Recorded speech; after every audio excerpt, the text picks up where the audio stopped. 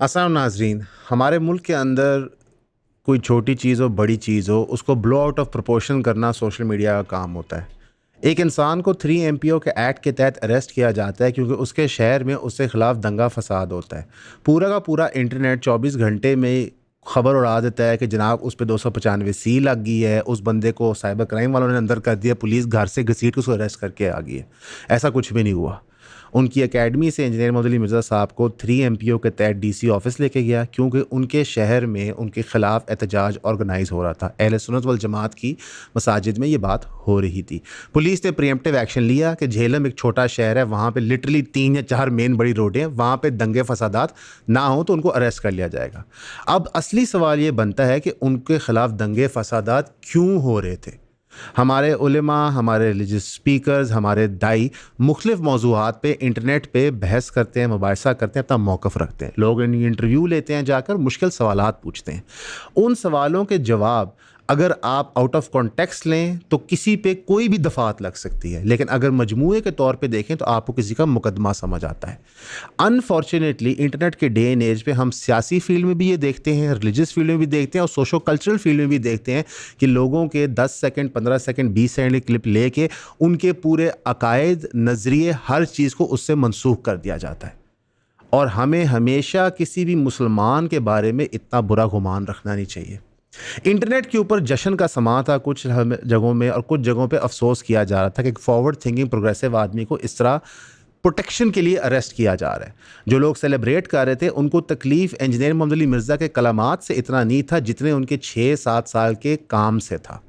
ये एक unfortunate reality है कि मेरे और आपके दिमाग पे हावी होने का इतना बड़ा कंपटीशन है इंटरनेट पे, रिलीजियस अफेयर में, कि बाकायदा बात कत्ले आम पे आ सकती है। इंजीनियर मोहम्मद अली मिर्ज़ा साहब के ऊपर 5 जानलेवा हमला हो चुके हैं क्योंकि लोगों को लग रहा था कि शायद वो यूथ का माइंड ज़्यादा कैप्चर कर रहे हैं। ये चीज़ हम सिर्फ रिलीजियस अफेयर में नहीं देख रहे हैं, ज़िंदगी के हर फैसेट में देखते हैं।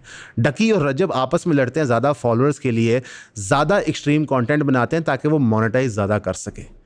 तो किसको तकलीफ़ है इंजीनियर मोहम्मद अली मिर्ज़ा से? ना वो बंदा चंदा बुक चलाता है, ना वो आपसे चैरिटी लेता है, बल्कि अगर आप उसकी एकेडमी जाएँ तो वार के लेक्चर के लिए तो आपको समोसा चाय खिला के वो बेचता है। तकलीफ़ ये हो रही थी कि वो लोगों को एक नज़रिया इस्लाम का पेश करता जहाँ पे सेल्फ लर्निंग का एस्पेक्ट बहुत बड़ा था कि आप रेफरेंसेस चेक करें चीज़ों के, आप जो हदीस की किताबें हैं उनको पढ़ने की कोशिश करें, कुरान को तर्जमे से पढ़ने की कोशिश करें। और जब भी गुफ्तगू होती थी मुख्तलिफ अकायद पे, मुख्तलिफ नज़रिए पे, तो वो अपने बकौल दलीलों की रोशनी में बात प्रेजेंट करते थे। उन्होंने इसी तरह एक गुफ्तगू की एक इंटरव्यू के अंदर के ईसाइयों के यहाँ हज़रत मोहम्मद सल्लल्लाहु अलैहि वसल्लम के बारे में क्या अकायद रखे जाते हैं। उन्होंने कतन नहीं कहा ये उनके अकायद है। सबसे पहले हमने इस पे लोगों के जवाब इंटरनेट पे देखना शुरू करें, मुख्तलिफ रिलीजियस दाइयों की तरफ से, स्पीकरों की तरफ से, मुख्तलिफ कोचेस की तरफ से, कि जनाब ये जो इन्होंने अकीदा रखा है, ईसाइयों के यहाँ मनसूख किया है, इस अकीदे के तहत सारे ईसाई पाकिस्तान के वनरेबल हो गए। क्योंकि सारे ईसाई पाकिस्तान के पहले तो बहुत अच्छी ज़िंदगी जी रहे थे ना, कि अब वो एक्स्ट्रा वनरेबल हो गए। रियलिटी ये है कि ईसाई, यहूदी क्या अकीदा हज़रत मोहम्मद सल्लल्लाहु अलैहि वसल्लम के बारे में रखते हैं, या यहूदी क्या अकीदा हज़रत ईसा अलैहिस्सलाम के बारे में रखते हैं, ये किताबों में वाज़ेह है। एक सिंपल चैट जीपीटी के या गूगल सर्च ये चीज़ें आपके सामने रख देगी। दर हकीकत इंजीनियर मोहम्मद अली मिर्ज़ा समझा रहे थे कि अकायद के बावजूद हम फिर भी लोगों से इनसे निकाह कर सकते हैं। आप मुकदमा सुन रहे हैं कि वो बता रहे हैं कि इनके अकायद के हज़रत मोहम्मद सल्लल्लाहु अलैहि वसल्लम के बारे में फिर भी इन लोगों से निकाह जायज़ है। तो वो क्या प्रीच कर रहे थे? टॉलरेंस। हम एक ऐसे मुआशरे में खड़े हैं जहाँ पे किसी मुखालिफ के अकायद बनाने पे या बताने पे लोग डायरेक्ट फतवों पे उतर जाते हैं। अशरफ जलाली साहब जो एक स्कॉलर हैं, उन्होंने बाकायदा फतवा दिया कि इंजीनियर मोहम्मद अली मिर्ज़ा साहब अब मुर्तद हैं या शायद काफिर हैं। As an average person living in Pakistan, हम एक दूसरे को काफिर हर बात पे डिक्लेयर कर देते हैं, हर किसी को दायरा इस्लाम से खारिज कर देते हैं। रियासत भी ये काम करना शुरू हो गई है। हमारे पास कोई ड्यू प्रोसेस नहीं है। अकल ये मानती है कि अगर मैं सलमान पे कोई इल्ज़ाम लगाता हूँ कि सलमान की जो ग्रीन शर्ट है वो इतनी मैस्कुलिन नहीं है, तो मुझे कहीं पे ये साबित करना होगा, किसी कोर्ट ऑफ लॉ में एविडेंस देना होगा कि मैस्कुलिनिटी क्या होती है, उसके मुताबिक ड्रेस अटायर क्या हो सकता है, और फिर कोर्ट फैसला करेगा। लेकिन हमारे यहाँ पैरेलल सिस्टम्स चल रहे होते हैं कि अदालती फैसला सेकेंडरी होता है, मॉब जस्टिस का फैसला ज़रूरी होता है। इसके ऊपर बाकायदा हमने जमातें क्रिएट की हुई हैं और हमारा हर स्फीयर ऑफ लाइफ, चाहे पॉलिटिक्स हो, चाहे पर्सनल हो, चाहे रिलीजियस हो, वो इतना पोलराइज हो गया है कि एक कैंप का बंदा दूसरे कैंप के बंदे से नफरत करता है। एज अ मुआशरा ओवरऑल अगर आप 295 ए, बी और सी को स्टडी करें कि वो कवानीन हैं क्या, उनका मकसद है कि इस्लाम की तौहीन ना की जाए। उनका मकसद ये है कि कोई बंदा इस्लाम को मलाइन ना करे, अंबिया को मलाइन ना करे, हज़रत मोहम्मद सल्लल्लाहु अलैहि वसल्लम पे सोचे भी ना आंच डालने की। तो एक बंदा जो अपनी सारी ज़िंदगी डेडिकेट कर रहा है नबी सल्लल्लाहु अलैहि वसल्लम के मिशन को, तो आप उससे इल्मी इख्तलाफ तो रख सकते हैं, लेकिन उसकी हज़रत मोहम्मद सल्लल्लाहु अलैहि वसल्लम की मोहब्बत को डाउट नहीं कर सकते। और इंटरेस्टिंगली इनफ मुनाजरे की दुनिया में और बहस की दुनिया में अक्सर कुफ़ार के कलमात की नकल की जाती है बात समझाने के लिए, लेकिन फिर भी ये बात समझ नहीं आती। तकलीफ़ ये नहीं है कि ईसाई कम्युनिटी वनरेबल हो गया है, क्योंकि हमारे मुल्क में ईसाई भी वनरेबल है, हिंदू कम्युनिटी भी वनरेबल है, पारसी कम्युनिटी भी वनरेबल है। फोर्स कन्वर्जन हिंदू बच्चियों के जो केसेस सिंध में होते हैं वो सबको रिपोर्ट होते हैं। तो मैंने कोई लॉन्ग मार्च नहीं देखी उनको प्रोटेक्ट करने के लिए। उलेमा की तरफ से होनी चाहिए, मेरे ख्याल से उलेमा को डिफेंड करना चाहिए, हमारी मोरालिटी को फ़ाइट करना चाहिए वो मुकदमा। लेकिन जो तकलीफ़ इंजीनियर मोहम्मद अली मिर्ज़ा साहब से दर हकीकत ये है कि ये बंदा इतना मशहूर क्यों, और ये तकलीफ़ हमें सिर्फ उन पे नज़र नहीं आती। साहिल अदीम पे रोज़ हमले किए जाते हैं, उनके कैरेक्टर पे, उनकी दौलत पे, उनकी शादियों पे, उनकी गुफ्तगू पे। मुफ्ती तारिक मसूद पे हमले किए जाते हैं, लेकिन फ़र्क इतना ये है कि साहिल अदीम और मुफ्ती तारिक मसूद पे हमले करते हैं वो लोग जो इतने कंजर्वेटिव या रिलीजियस नहीं होते।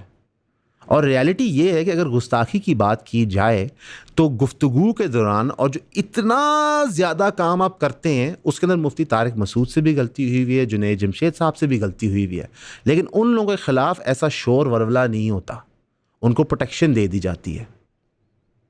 तो रियलिटी क्या है? इंजीनियर मोहम्मद अली मिर्ज़ा साहब ने क्या ऐसा डिफरेंट किया जो तारिक मसूद साहब ने नहीं किया, जुनैद साहब ने नहीं किया था और कई उलेमा से नहीं हुआ? और रियलिटी ये है कि मुझे और आपको ये बात रोज़े रोशन की तरह अयां है कि एक सेक्ट दूसरे सेक्ट के बारे में पाकिस्तान में क्या सोच रहा होता है, क्या गुफ्तगू कर रहा होता है। हमारे यहाँ मुनाजरे बैन करके सरकार ने ये सोचा कि हमने कोई बहुत बड़ी प्रॉब्लम सॉल्व कर दिया है, लेकिन रियलिटी ये है कि हमने इस्लाम की रिकन्सिलिएशन के प्रोसेस को स्टॉप किया है। हम एज अ मुआशरा ये फ़ैसला नहीं कर पा रहे कि हमारी मोरालिटी ड्राइव कहाँ से हो रही है।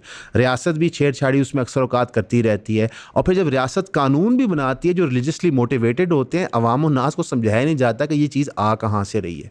हमारे यहाँ ब्लास्फेमी लॉ की बहस तो होती है, गवर्नर इस पर बहस करता है, मुमताज़ कादरी को कत्ल कर देते हैं, ये सारे मामला चलते हैं, लेकिन कभी ये बात नहीं की जाती कि ब्लास्फेमी लॉज का फ़िकी वजूद क्या है, इनकी नेसेसिटी क्या है। हमारी इस्लामियात की जो तरबियत होती है उसके अंदर भी फ़िक़्ह का कॉन्सेप्ट नहीं बताया जाता कि शरीयत का कानून जो हम सब चाहते हैं, जिसकी एडवोकेसी करते हैं, मुख्तलिफ़ प्लेटफॉर्म जाके बात करते हैं, बहस करते हैं, वो डिराइव कहाँ से होगा। लेकिन कुछ नहीं होता। आपने ये बात नहीं सोचनी, क्योंकि आपका फ़िरका या आपका ग्रोह दुरुस्त है।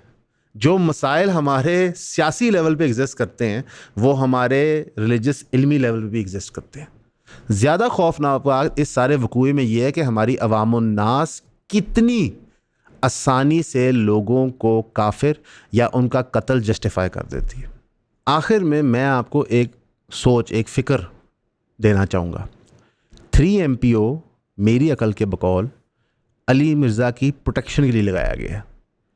ऐसा क्या गुस्सा है हमारी अवाम में जहाँ पे 97% लोग मुसलमान हैं, जिसका कॉन्स्टिट्यूशन कुरान और सुन्नत के बग़ैर चल नहीं सकता, कि वहाँ पे हमें हमारे कानूनी इदारों में ट्रस्ट नहीं है कि अगर किसी ने ब्लास्फेमी की है तो उसके ख़िलाफ़ मुकदमा होगा, वो मुकदमा चलेगा, वो बंदा अपने मंतकी अंजाम पे पहुँचेगा कि पुलिस को इंटरवीन करना पड़ता है।